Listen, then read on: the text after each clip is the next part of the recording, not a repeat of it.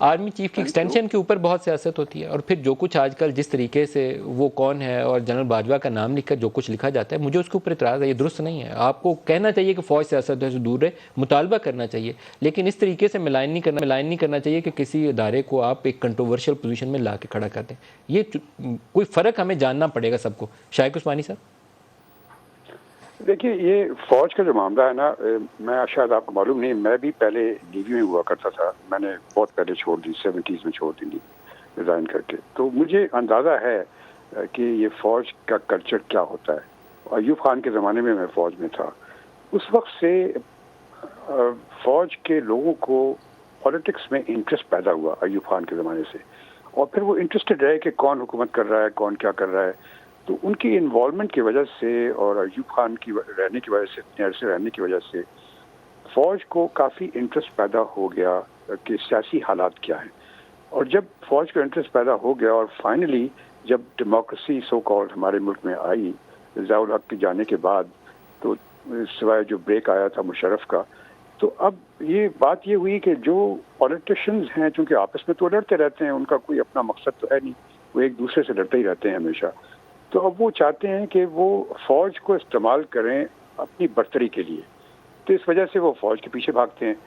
تو فوج کو جب یہ موقع ملتا ہے تو نیچرلی فوج زیادہ ڈیپلی انوالو ہو جاتی ہے. اور پھر فوج کے اپنے بھی کچھ آئیڈیاز ہوتے ہیں کہ وہ سمجھتے ہیں کہ ہماری حکومت صحیح ہے کہ نہیں ہے. اور یہی ہوا تھا جب کہ نواز شریف صاحب جو حکومت میں تھے اور جب عمران خان صاحب کی موومنٹ شروع ہوئی، تو فوج نے سوچا کہ عمران خان جو ہے وہ کلین آدمی ہے اور وہ بہتر ہوگا. تو انہوں نے، لگتا ایسی ہے کہ ان کو سپورٹ کیا تھا. معلوم نہیں کہ کہاں تک اس میں سچائی ہے، لیکن ان کو سپورٹ کیا تھا. اب تو وہ ایڈمٹ کرتے ہیں خود کہ ہاں فوج ان کو سپورٹ کرتی تھی. اب جب وہ فوج سپورٹ کرتی ہے تو اس کے بعد پھر وہ دوسرے جو پارٹی ہوتی ہے وہ یقیناً اس کے خلاف بولنا شروع کرتی ہے. اور اگر فوج اس کی سپورٹ کرنا بند کر دے تو جس کو سپورٹ کرنا بند کر دیتی ہے وہ بھی شور مچانا شروع کر دیتا ہے کہ مجھے کیوں سپورٹ نہیں کر رہے ہو. یہی ہوا اب عمران خان صاحب کے ساتھ. عمران خان کے ساتھ انہوں نے سپورٹ کیا ان کو اتنے عرصے. اب کسی وجہ سے کیا وجوہات تھی وہ میں اس میں جاننا نہیں چاہتا، لیکن اس وجہ سے اب عمران خان صاحب جو ہیں ان کو بہت ناراض ہیں کہ فوج نے ان کو سپورٹ کرنا کیوں بند کر دیا، اور وہ تاکہ وہ برقرار رہتے پاور میں. اب وہ اس کو جب کرٹیسائز کرتے ہیں تو وہ کچھ ضرورت سے زیادہ آگے بڑھ جاتے ہیں.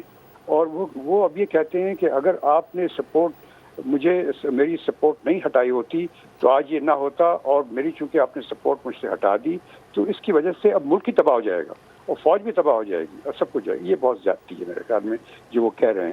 یہ بات نہیں ہے. فوج چاہے اپنا اس کا ایموشنل سپورٹ یقیناً ہو، لیکن ان کا یہ ارادہ نہیں ہے کہ بھئی کسی ایک آدمی کو بٹھا دو، کسی دوسرے کو نہ بٹھاؤ.